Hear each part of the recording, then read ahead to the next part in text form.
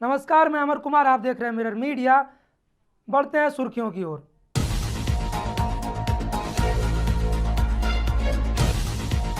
बोकारो के Sundaram steel private limited में मजदूरों का हड़ताल खत्म। विधायक जयराम ने बीच बचाव कर मामला सुलझाया।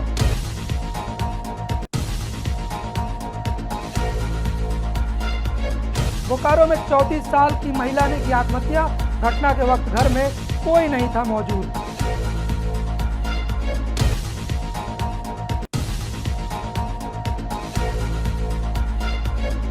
बोकारो में NH-32 पर बस ट्रेलर की टक्कर, आधा दर्जन यात्री घायल।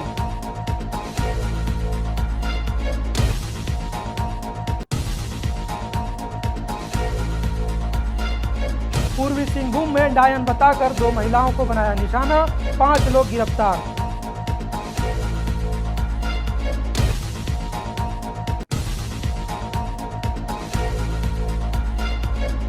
बोकारो के चंदनक्यारी में तालाब में डूबने से 4 लोगों की मौत, एक ही परिवार की 3 महिलाएं शामिल।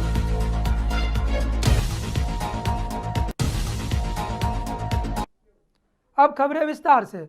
बोकारो के बालीडीह औद्योगिक क्षेत्र में मौजूद सुंदरम स्टील प्राइवेट लिमिटेड में काम कर रहे स्थानीय मजदूरों ने न्यूनतम मजदूरी सहित अन्य मांगों को लेकर हड़ताल किया था।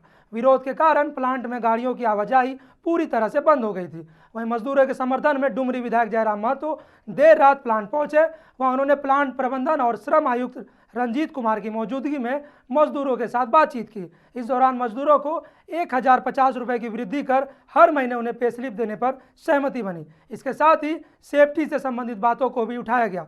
कंपनी ने भरोसा दिया कि जो भी त्रुटि है उसे जल्द दूर कर लिया जाएगा। वहीं काम करने वाले मजदूरों का कहना है कि स्थानीय मजदूरों का प्रबंधन शोषण कर रही है। 2021 के बजट में जारी किया गया न्यूनतम मजदूरी भी नहीं दिया जा रहा, जबकि दूसरे प्रदेशों से आए मजदूरों को अधिक वेतन दिया जा रहा।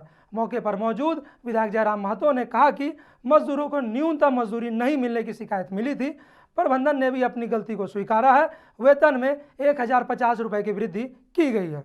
वेतन वृद्धि को लेकर इनकी हड़ताल थी और कंपनी के ऑनर से ही वार्ता हुई। कई पदाधिकारी उपस्थित रहे और एक माने सौहार्दपूर्ण वातावरण में एक संतोषजनक वार्ता हुई, जिसमें 1050 रुपये पूर्व के रेट में वृद्धि करने की बात कही और उसको लेकर जो वर्कर हैं वो भी रजामंदी हुए और उस बात को लेकर सभी कोई एग्रीड में।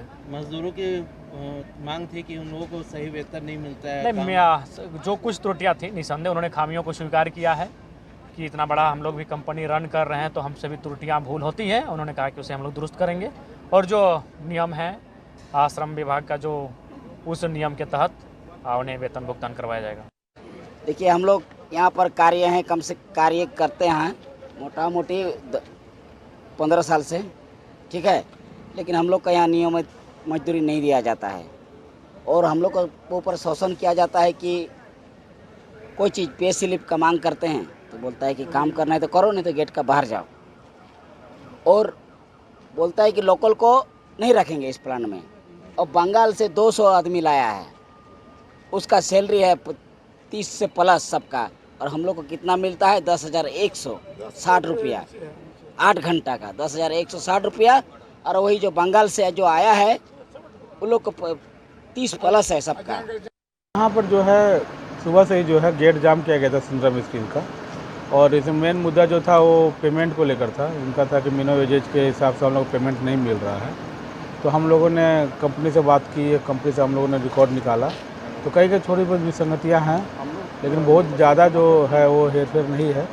और बाकी कुछ और मुद्दे थे वर्कर का जो उनके वेलफेयर से जुड़ा हुआ था, उन सभी चीज़ों के बारे में चर्चा हुई और कंपनी के द्वारा आश्वासन दिया गया कि 1 हफ्ता के अंदर में जितना भी समस्या है उस सबका निराकरण कर दिया जाएगा। रेट को लेकर के क्या है कि मजदूरों को बात आ रही थी? हाँ, मजदूरों को थोड़ा सा मिनिमम वेजेज का जो कंप्लेन जो था, शिकायत था, उसमें BDS दर को लेकर थोड़ा सा कन्फ्यूजन था, जिसको ये वार्ता के दौरान उसको क्लियर कर दिया गया था। और जो झारखंड सरकार के द्वारा जो न्यूनतम दर तय की गई है, जिसमें बेसिक प्लस BDS दोनों होता है, उसके अनुसार जो है कंपनी को ये कहा निर्देश दिया गया है कि सारा पेमेंट जो उसी के हिसाब से होना चाहिए, और अगर उसमें 1-2 जो कहीं जो विसंगतियाँ मिली है। बोकारो के हरला थाना क्षेत्र के सेक्टर 9 नेपाली पाड़ा में रहने वाली 34 साल की महिला ने घर के अंदर आत्महत्या कर ली। घटना के दौरान घर में कोई मौजूद नहीं था। जब भाई घर पहुंचा तो उसने अपनी बहन को फंदे से झूलता हुआ पाया। हालांकि अभी तक आत्महत्या का कारण पता नहीं चल पाया। पुलिस ने शव को कब्जे में लेकर पोस्टमार्टम के लिए भेज दिया। युवती के पिता बोकारो स्टील प्लांट में ठेका मजदूर हैं। घटना के वक्त भी मां घर से बाहर गई हुई थी। हम अभी ड्यूटी से आ रहे हैं, घर में कोई नहीं था, बस कोई आया शायद खोला, हमको पूरा डिटेल पता नहीं है, तो शायद लटकी हुई थी। अच्छा, घर में कौन कौन रहते थे? घर में लोग 4 आदमी थे, मम्मी पापा हम और ये। अच्छा, घटना के समय क्या घर में कौन कौन था? कोई नहीं था, अकेली थी? अकेले थे। कुछ ऐसा झगड़ा झंझट हुआ? नहीं, कुछ नहीं। मलेपड़ा में एक सूचना मिला कि एक लड़की आत्महत्या कर ली है, तो उसी की सूचना पे हम लोग यहाँ आए हैं। आके देखें तो ये एक मृत पड़ी हुई थी। अब ये तो अनुसंधान और जांच का सब्जेक्ट है। क्या नाम है लड़की का? लड़की का नाम संजू कुमारी है, उम्र है 34। कारण पता नहीं चला है, लेकिन अभी जांच का विषय है। प्रथम दृष्टया क्या लगता है? प्रथम दृष्टया तो आत्महत्या है। बोकारो के पिंडराजोरा थाना क्षेत्र में सड़क हादसे का मामला सामने आया है। NH 32 पर पांटार मोदक पेट्रोल पंप के पास एक बस खड़े ट्रेलर से टकरा गई। यह बस टाटा से बोकारो की ओर जा रही थी। हादसे में आधा दर्जन यात्री घायल हो गए। इससे एक की हालत गंभीर बताई जा रही है। गंभीर रूप से घायल यात्री का इलाज चास के एक निजी अस्पताल में चल रहा है, जबकि अन्य घायलों का इलाज सदर अस्पताल बोकारो में किया जा रहा है। स्थानीय लोगों ने ट्रैफिक पुलिस और जिला प्रशासन के खिलाफ नाराजगी जताई है। बस से आ रहे थे, सोए हुए थे, शायद आगे से टक्कर मारा था, ये कोई ट्रक मारा था। कहाँ सोए हुए थे? गेट रहता है ना, उसके जस्ट पीछे वाला सीट में। कहाँ से कहाँ जा रहे थे? टाटा से यहाँ आ रहे थे बोकारो। कौन बस से? कल्याणी का कैसे तो नहीं था। फिर कैसे एक्सीडेंट हो गया वहाँ? पता नहीं, हमको याद ही नहीं है। हमको याद है कि जो चास चौक है ना, चास का चौक, वो पार कर करके हमको लगा बस पहुँचने ही वाले थे, इससे में ये हो गया। क्या आंधी पानी चल रही थी क्या उस समय? नहीं, वैसे कुछ नहीं। पूर्वी सिंहभूम जिले के मूसाबानी में डायन बताकर 2 महिलाओं को निशाना बनाया गया। घटना पारुलिया टोला श्रीमड्डी की है, जहां 14 मई को पंगेला पूर्ति और चौका बेदरा की पीट कर हत्या कर दी गई। पुलिस को घटना की सूचना 18 मई को मिली। इसके बाद जांच में 5 लोगों की संलिप्तता सामने आई। मुख्य आरोपी पोगला पूर्ति ने पूछताछ में बताया कि गांव में एक बच्ची की मौत के बाद महिलाओं पर जादू टोने का शक किया गया था। इसी अंधविश्वास में यह कदम उठाया गया। फिलहाल सभी आरोपियों को गिरफ्तार कर न्यायिक हिरासत में भेज दिया गया। ग्रामीण एसपी ने लोगों से अपील की है कि अंधविश्वास और अफवाहों से दूर रहे। मूसाबनी थाना अंतर्गत पारुलिया टोला में 2 महिलाओं के गायब होने की गुमशुदगी की सूचना हम लोग को प्राप्त हुई थी, जिसके क्रम में जब जांच दल का गठन किया गया और उसके दौरान अनुसंधान किया गया तो गांव वालों के द्वारा ऐसा बताया गया कि उन महिलाओं को संदिग्ध अवस्था में कुछ लोगों के साथ देखा गया था। कुछ लोग उनके साथ मारपीट कर रहे थे। उसी क्रम में फिर जब उन लोगों के जिनके ऊपर शक था उनको जब गिरफ्तार किया गया, उनसे हिरासत में लेकर पूछताछ की गई, उनके द्वारा अपने अपराध को कबूला गया और उन लोगों ने यह भी बताया कि उन लोगों ने उन महिलाओं को मार के किस जगह पर रख दिया है। उसके बाद हम लोग ने विधिवत मजिस्ट्रेट की प्रतिनियुक्ति कराते हुए वीडियोग्राफी करते हुए जहाँ पे उन लोगों ने उन महिलाओं की लाशों को गाड़ा था वहाँ से उन लाशों को भी बरामद किया और जो कुदाल और जो हथियारों का इस्तेमाल करके उन लोगों ने वहाँ पे उनको मारा था वो भी सब हम लोग को बरामद हुए थे।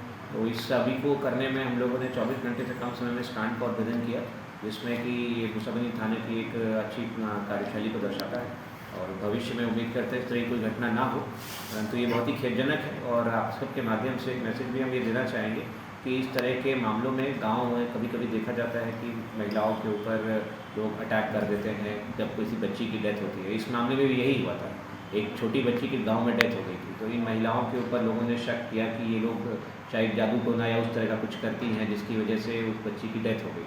तो उस क्रम में उस शक में ही इन महिलाओं के ऊपर गाँव के ग्रामीणों के द्वारा ही हमला करके इनकी जान दे दी गई थी। तो भविष्य में इस तरह की कोई पुनरावृत्ति ना हो, इसके लिए आप सभी से आग्रह है कि आप लोग इन चीज़ों पर विश्वास ना करें। इस तरह की चीज़ें बिल्कुल भी निराधार होती। सर कितने महिलाओं की हत्या हुई? कितनी महिलाओं की हत्या हुई? 2 महिलाओं की हत्या। कब की घटना है सर? घटना एग्जैक्टली मतलब 18 से 20 तारीख 18-19 तारीख के बीच की है। कल हम लोगों ने कांड दर्ज किया था और आज उनकी लाश हम लोग को सुबह बरामद हुई। सर मरने वाले लोग कहाँ के थे, मारने वाले लोग कहाँ के थे? मूसाबनी के ही रहने वाले, मरने वाले भी और मारने वाले भी एक ही गांव के ही हैं। पंगेला पूर्ति और दूसरी हैं चोको बोदरा। क्या दोनों का आपस में कोई संबंध था? दोनों में रिश्तेदारी रिश्तेदारी जैसा तो नहीं, मतलब अपना गांव में रहती थी जो है। बोकारो के चंदन क्यारी में तालाब में डूबने से 4 लोगों की जान चली गई। घटना बरमसिया ओपी क्षेत्र के गमरिया गांव की है। जानकारी के अनुसार जिला परिषद में कार्यरत दिनेश दास की पत्नी, उनकी 2 बेटियां और एक अन्य महिला तालाब में नहाने के दौरान डूब गई। दिनेश दास ने बताया कि वे सभी एक शादी में शामिल होने के लिए गांव आए थे और तालाब में कपड़े धोने और नहाने के दौरान अचानक गहराई में जाने से 32 साल की लता देवी, 14 साल की शिखा किशोर, 12 साल की तन्वी किशोर और 55 साल की शांति दास तालाब में डूब गई। घटना की जानकारी मिलते ही ग्रामीणों ने शोर मचाकर सभी को बाहर निकाला और इलाज के लिए पुरुलिया के सिंघानी अस्पताल पहुंचाया। वहां डॉक्टरों ने उन्हें मृत घोषित कर दिया। घर आया हुआ था बच्चा लोग छुट्टी में, गर्मी का छुट्टी में घर आए थे बच्चा लोग को लेकर। गांव में शादी भी था, इसलिए बच्चा लोग छुट्टी के समय घर आते हैं। हम लोग हम ऑफिस गए थे, घर का कुछ कपड़ा वगैरह खींचने के लिए वाइफ गई थी तालाब, काम करने वाली पोशाक मिल रही थी। दोनों बच्ची भी मेरा कभी तालाब में नहाती नहीं है, तो तालाब ना गई तो लोग भी साथ में चली गई, हम लोग भी नहाएंगे। उसी क्रम में कैसे क्या हुआ, फिर कैसे बचाया गया उनको, मतलब उठाया कैसे गया तालाब से? तालाब में बाकी सब गांव वाला को खबर किया गया, मेरा पास भी फ़ोन किया, हम भी सबको कॉल किए, सब गांव वाला मिलके उठा के मेरा पहुंचने से पहले हॉस्पिटल सब पहुंचाया था। कौन हॉस्पिटल गए थे? सिंघानिया पुरुलिया। यहाँ सबको चारों को मृत्यु। बच्ची कौन कौन क्लास में पढ़ रही थी? बच्ची 9th क्लास में पढ़ती थी, DPS 50 की बच्ची। दोनों बच्ची? एक बच्ची DPS में पढ़ती थी, एक बच्ची रामकृष्ण विद्या मंदिर में पढ़ती थी 5 क्लास। DPS में कौन पढ़ती थी? DPS में बड़ी बेटी पढ़ती थी। क्या नाम? शिखा किशोर। कितना उम्र था उसका? उम्र 14 साल। और दूसरी बेटी? दूसरी बेटी का उम्र ये 9 साल है, 9 साल या 10 साल। नाम? उसका नाम है तन्वी किशोर। पत्नी का क्या नाम? पत्नी का नाम है लता दास। लता दास? ज्योत्सना दास नहीं? ज्योत्सना गांव का नाम है। अच्छा, आप कहाँ नौकरी करते हैं? मैं खुद जिला परिषद में असिस्टेंट, मेरा नाम हुआ दिनेश दास। मैं ऑफिस गया था, 12:30-1 बजे मेरा पास कॉल आया। मेरा बेटा फ़ोन करने लगा कि बाबा माँ डूबे गेल छे। अब तक के खबरों में इतना ही। ऐसे ही तमाम खबरों के लिए बने रहिए मिरर मीडिया के साथ।